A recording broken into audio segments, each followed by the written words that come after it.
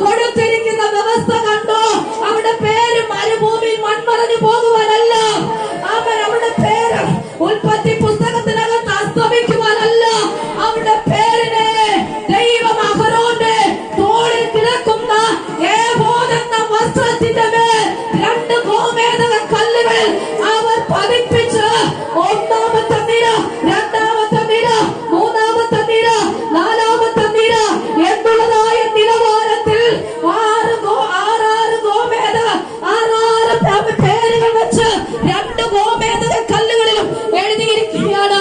താമ്രമണി, പീതരത്നം, മരതകം, രൂബേൻ, ശിമെയോൻ, ലേവി, മാണിക്യം, നീലക്കല്ല്, വജ്രം, യഹൂദ, than, Naphtali. മൂന്നാമത്തെ നിര പത്മരാഗം, വൈഡൂര്യം, സുഗന്ധിക്കല്ല്, ഗാദ, ആശേർ, ഇസാഖാർ. നാലാമത്തെ നിര പുഷ്പരാഗം, ഗോമേദകം, സൂര്യകാന്തം, സെബൂലൂൻ, യോസഫ്, ബെന്യാമിൻ. ഇങ്ങനെ 12 പേരുടെ പേരുകളും ഈ ഗോമേദക കല്ലുകളിൽ 6 വീതം അവരുടെ ജനന ക്രമത്തിൽ ദൈവം രേഖപ്പെടുത്തി വെച്ചിരിക്കുകയോ. ദൈവം ഇറങ്ങി വരുന്ന സ്ഥലമായ അതിപരിശുദ്ധ സ്ഥലത്ത് ഇത് വഹിച്ചുകൊണ്ട് അഹരോൻ അകത്തേക്ക് പ്രവേശിക്കുന്നത് ദൈവം ഇത് നിത്യ നിയമമായി അബ്രഹാമിന് കൊടുത്ത സന്തതി പരമ്പരയോ. ദൈവം കൊടുത്തിരിക്കുന്ന വെളിപ്പാടുകളാണ്. ഇത് മറന്നു പോകുവാനുള്ളതല്ല, ഇത് പിൻപാറ്റി കളയുവാനുള്ളതല്ല. ഇത് അവണ്ണം തന്നെ കാര്യകാരണ സഹിതമായി ക്രമീകരിച്ചു വെച്ചിരിക്കുക. ഇതിനൊരു സ്തോത്രം അച്ചടിപ്പിച്ചതില്ല, ഇതിനൊരു മാറ്റമില്ല. ഈ ലോകത്ത് ആരൊക്കെ നിന്റെ പേര് മാറ്റിയാലോ, ആരൊക്കെ നിന്റെ പേരും വേദികൾ വെട്ടിക്കളഞ്ഞാലോ, അവൻ മാറാത്ത ദൈവം, മറക്കാത്ത ദൈവം.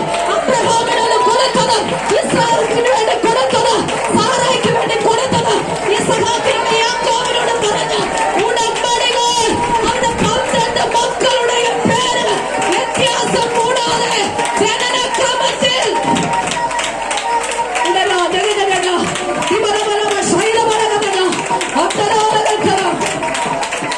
നമ്മൾ വീതം വെക്കുമ്പോൾ പേര് മാറ്റുന്നതല്ലേ? അവൻ ജനനക്രമത്തിലായിവിടെ നാം വീതം വെക്കാൻ ഓഹരി വെക്കാൻ പോകുമ്പോഴാണ് മക്കളെ തമ്മിൽ വ്യത്യസ്തപ്പെടുത്തി കാണുന്നത്. അവൻ മാറ്റം വരുത്തുന്നത്. എന്നാൽ ദൈവത്തിന് തെറ്റുപറ്റത്തില്ല. ദൈവം ആ ജനനക്രമത്തിൽ, ദൈവം ആ ജനനക്രമത്തിൽ, ദൈവം ഓർഡർ അനുസരിച്ച് ജീസസ് ഹല്ലേലൂയ അടുക്കോടെ ചിട്ടയോടെ ക്രമീകരണത്തോടെ ഒരു പിശകും പറ്റാതെ, ഒരു ക്രമവും തെറ്റാതെ, ഒരു വ്യത്യാസവും കാണിക്കാതെ, ഒരു മുഖപക്ഷവും കാണിക്കാതെ രൂബേന്റെ പേര് വരേണ്ട സ്ഥാനത്ത് രൂബേൻ, ബെന്യാമിന്റെ പേര് വരേണ്ട സ്ഥാനത്ത് ബെന്യാമിൻ, ഇസാഖാറിന്റെ പേര് വരേണ്ട സ്ഥാനത്ത് ഇസാഖാർ. ഏത് നിരയിലോ അതേ നിരയിൽ, അതേ പന്തിയിൽ, അതേ സീറ്റിൽ. Oh Jesus hallelujah. ഇവിടെ നിന്നെ ഒറ്റപ്പെടുത്തുമ്പോൾ, ഇവിടെ നിന്നെ മാറ്റുമ്പോൾ, വേദികൾ തരാതിരിക്കുമ്പോൾ, പക്ഷം പിടിച്ച് മുഖപക്ഷം കാണിച്ചു നിൽക്കുമ്പോൾ, അവൻ ദൈവം നിന്നോട് വാഗ്ദത്തം ചെയ്തിട്ടുണ്ടെങ്കിൽ, ദൈവം നിന്നോട് പറഞ്ഞിട്ടുണ്ടെങ്കിൽ, ദൈവം നിന്നോട് സംസാരിച്ചിട്ടുണ്ടെങ്കിൽ, സാറ നീയോ കേട്ടത് വാഗ്ദത്തം, അബ്രഹാമൻ നീയോ കേട്ടത് വാഗ്ദത്തം, അബ്രഹാമൻ നിന്നോട് ദൈവം പറഞ്ഞത്, സാറ ദൈവം നിന്നോട് അരുളി ചെയ്തത്.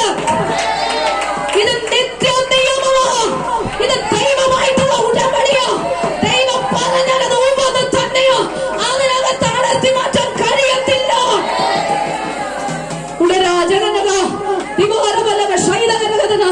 എന്തെല്ലാം പദ്ധതികൾ ശത്രു നിനക്കെതിരെ പ്ലാൻ ചെയ്താലും, ഏതെല്ലാം ക്രമീകരണങ്ങൾ കൊണ്ടുവന്നാലും, ഇത് അതിപരിശുദ്ധ സ്ഥലത്ത് എത്തേണ്ടത്, അവിടുത്തെ സ്വീറ്റിൽ ഇത് അറേഞ്ച് ചെയ്യേണ്ടത്, അവിടുത്തെ വ്യവസ്ഥയായത് അവിടെ പ്ലാൻ ചെയ്യേണ്ടത്.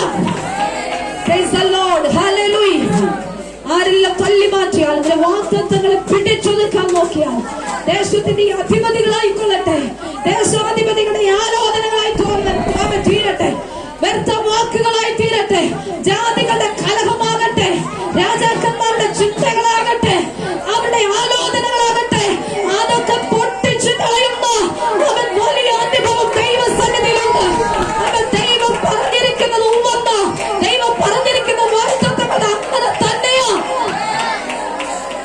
Jesus. Hallelujah. Hallelujah. Thank you, Lord. Thank you, Lord. Thank you, Lord. Ramana Shakaradana. Vaidamana Rathanagadaga Saradal Karadana. ഒതുക്കുവാൻ കഴിയാത്ത ദൈവ സാന്നിധ്യം, പിടിച്ചു നിർത്തുവാൻ കഴിയാത്ത ദൈവ സാന്നിധ്യം ഇതിന്റെ നടുവ് ചേരെ നോക്കി ദൈവത്തിന്റെ പരിശുദ്ധാത്മ പറയുകയോ ദൈവം ഇടപെടുകയോ ആ വാഗ്ദത്തം നിങ്ങൾക്കുള്ളതോ നിന്റെ തലമുറയ്ക്കുള്ളതോ അത് നിനക്കുള്ളതാണ്. അവൻ നിന്റെ പോസ്റ്റിനെ തടയുവാൻ ആർക്കും കഴിയത്തില്ല.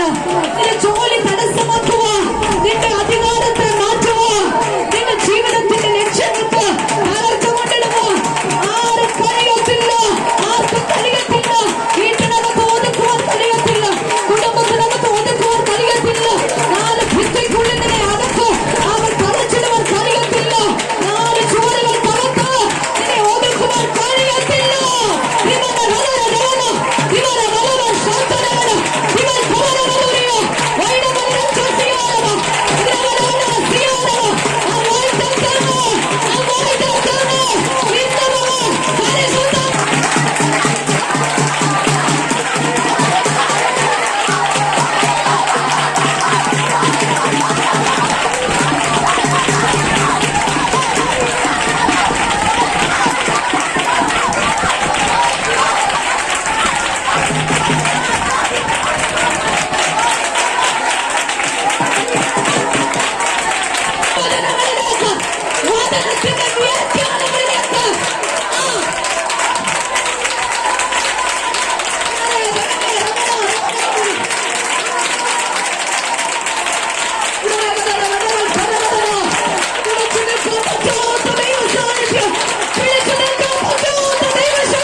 വെച്ചിരിക്കുന്നത് പോലെ ദൈവത്തിന് സ്തോത്രം ചെയ്യുന്ന മറന്നുപോകാത്ത മാറാത്ത ആത്മൻ ഈ ലോകത്തിൽ ഈ മാരുഭൂമിയിൽ ദൈവം കൊടുക്കുന്ന വ്യവസ്ഥയ്ക്ക് അതിൽ ചെയ്തുവെങ്കിൽ ഇതാ വെളിപ്പാട് പുസ്തകത്തിലേക്ക് വരുമ്പോൾ 21-ാം അധ്യായത്തിന്റെ വാക്യങ്ങൾക്കകത്തും 4-ാം അധ്യായത്തിന്റെ വാക്യങ്ങൾക്കകത്തും അതെ അവർ 12 പേരടങ്ങുന്ന സിംഹാസനം.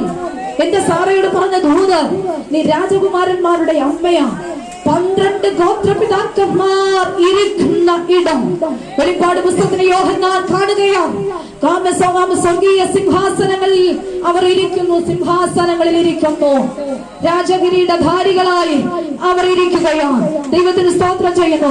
വെളിപ്പാട് പുസ്തകം 21-ാം അധ്യായത്തിന്റെ 10 മുതലുള്ള വാക്യങ്ങളിൽ അതെ അവിടെ ദൈവത്തിന് സ്തോത്രം യെരൂശലേം എന്ന വിശുദ്ധ നഗരം അതെ സ്ഫടിക സ്വച്ഛതയുള്ള സൂര്യകാന്തം പോലെ അതിന് പൊക്കമുള്ള വൻമതിൽ 12 ഗോപുരങ്ങളിൽ 12 ദൂതന്മാർ ഇസ്രായേൽ മക്കളുടെ 12 ഗോത്രങ്ങളുടെയും പേര് അതിൽ കൊത്തിയിട്ടുണ്ട്. യെരൂശലേം എന്ന വിശുദ്ധ നഗരത്തിൽ 12 ഗോത്ര പിതാക്കന്മാരുടെ പേര് കൊത്തിയിട്ടുണ്ട്. കുഞ്ഞാടിന്റെ ശിഷ്യവൃന്ദങ്ങളുടെ പേര് നഗരത്തിന്റെ മതിലിന്റെ 12 അടിസ്ഥാനം അതിൽ കുഞ്ഞാടിന്റെ 12 അപ്പോസ്തലന്മാരുടെ പേര്, തിരഞ്ഞെടുക്കപ്പെട്ട അപ്പോസ്തല വൃന്ദങ്ങളുടെ പേര്, ഇസ്രായേൽ ഗോത്രങ്ങൾ 12 പേരുടെ പേര് അവിടെ കൊത്തിവെച്ചിട്ടുണ്ട്. അവനെ ബോധമെന്ന വസ്ത്രത്തിന്റെ അകത്ത് മാത്രമല്ല 2 ഗോമേതക കല്ലുകളിൽ മാത്രമല്ല വെളിപ്പാട് പുസ്തകത്തിനകത്ത് യെരൂശലേം എന്ന നഗരം അതിന്റെ അടിസ്ഥാനങ്ങളുടെ മേൽ ഇവിടെ പേര് കൊത്തിവെച്ചിരിക്കുകയാണ്. അങ്ങനെയെങ്കിൽ പ്രിയരെ, ഇഹലോകവാസം മുഴുവൻ കൂടാരങ്ങളിൽ പാർത്തുകൊണ്ട് ദൈവശില്പിയായി നിർമ്മിച്ച അടിസ്ഥാനങ്ങളിട്ട നഗരത്തിന് വേണ്ടി കാത്തിരുന്ന അബ്രഹാമിന് വേണ്ടി ഈ ലോകത്തിന്റെ യാതൊരു സമ്പാദ്യമോ ഈ ലോകത്തിന്റെ യാതൊരു ഡോക്യുമെന്റ്സോ ആധാരമോ കരങ്ങളില്ലാത്തവർ ഉയരത്തിൽ ഒരു വിശുദ്ധ നഗരം സ്വന്തമാക്കി പേരോടുകൂടി തലമുറകളുടെ മേൽ പേരെഴുതി ദൈവം കൊടുത്തിരിക്കുകയാണ്. എല്ലാ പ്രിയപ്പെട്ടവർക്കും അതാത് സ്ഥാനങ്ങളിൽ എഴുന്നേറ്റ് നിൽക്കാം. എല്ലാവരും എഴുന്നേറ്റ് നിന്നാട്ടെ. ദൈവത്തിന് സ്തോത്രം ചെയ്യുന്നു. ഇന്ന് പകൽക്കാലം ദൈവം